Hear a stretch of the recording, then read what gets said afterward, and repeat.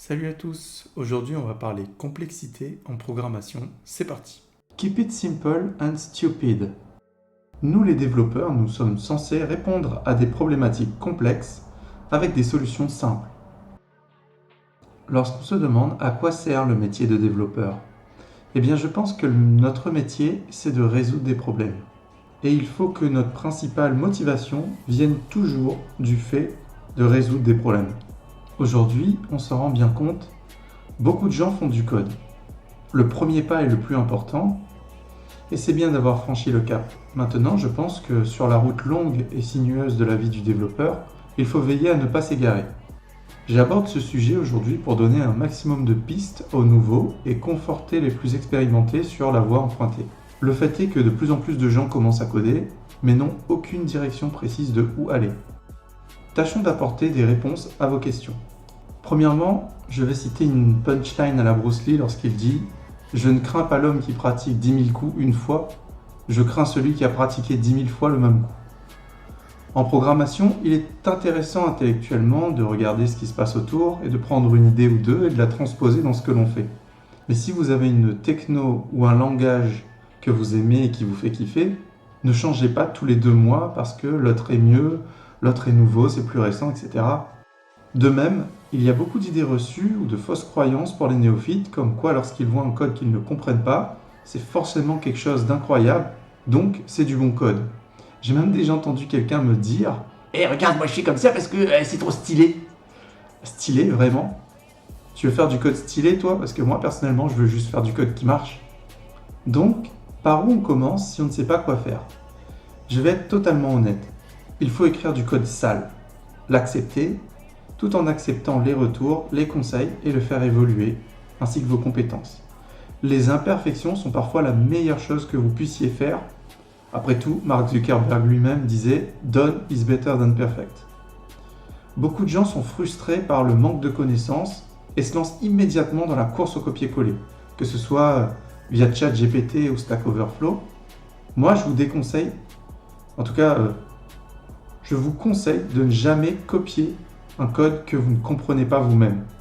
Si vous ne comprenez pas ce que vous écrivez, prenez le temps d'analyser, de faire des essais avant d'intégrer la moindre chose dans vos projets et dans les projets dans les entreprises chez qui vous travaillez. Pourquoi il ne faut pas faire de copier-coller à tout va?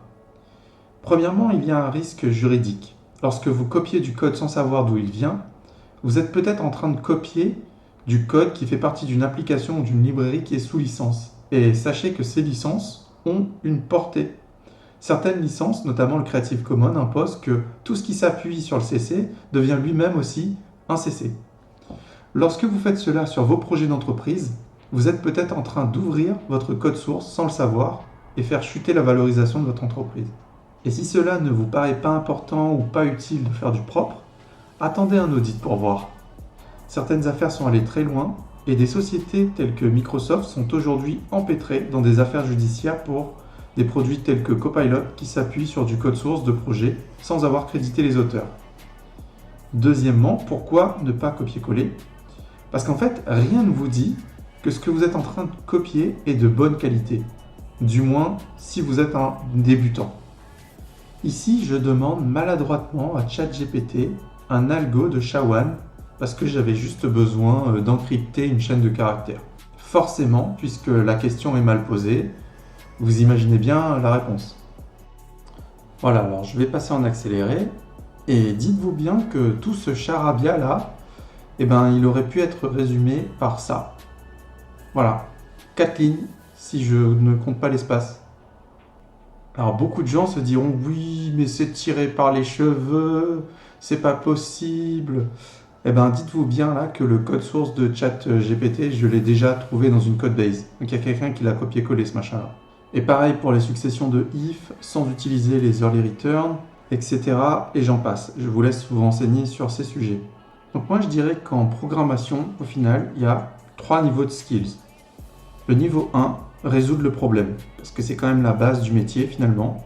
Donc on est quand même censé résoudre le problème, sinon on n'est pas développeur. Le niveau 2, résoudre le problème de manière simple. Ça commence déjà à être pas mal. Et enfin, le niveau 3, on résout le problème de manière simple et on est capable de l'expliquer ou de le transmettre. Ça veut dire former les autres, créer des guidelines, créer des frameworks, le socle sur lequel viendront s'appuyer les autres devs, et c'est surtout ça qui va demander de la qualification et de l'expérience. Et je ne dirai jamais assez, pour moi, plus c'est simple, plus c'est incroyable, et pas l'inverse. Beaucoup de gens voient beaucoup de lignes et se disent « Waouh, c'est génial, c'est incroyable, ce fichier fait 3000 lignes ». Non, il y a un problème. Il y a un problème quelque part si c'est pas lisible, si c'est pas simple, si on peut pas le donner à quelqu'un qui sort d'école et qui l'interprète et qui le digère en une journée, il y a un problème. Donc, je pense que, comme dirait Dijkstra, la simplicité est un prédicat de la fiabilité. Et vous verrez que vous construirez des choses beaucoup plus fiables lorsqu'elles sont simples que lorsqu'elles sont complexes. C'est tout pour moi, c'était Dev Freelance. Je vous dis à bientôt dans une prochaine vidéo.